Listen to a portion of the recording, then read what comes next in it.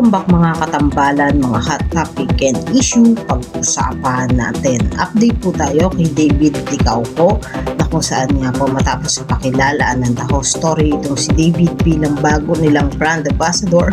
Ngayon naman po ipinakilala ng Taho Story itong si David bilang newest game changer on the court. Makikita po na naka-white jersey itong si David na may number 12 at may logo nga po ng Taho Story. Sa caption naman po ni David sa kanyang post, "Trophies, sweet treats, strong game, big dreams." At ito nga po ay para naman po sa Pilipinas United 3 Times League FIBA Light Quest 2025 in partnership with Samahang Basketball ng Pilipinas and FIBA ay yung husay ng isang pambansang Ginoo sa paglalaro ng basketball. At ito nga po ay passion ni David ang paglalaro ng basketball. At sa isang post pa nga po nakalagay dito, "This is more than team.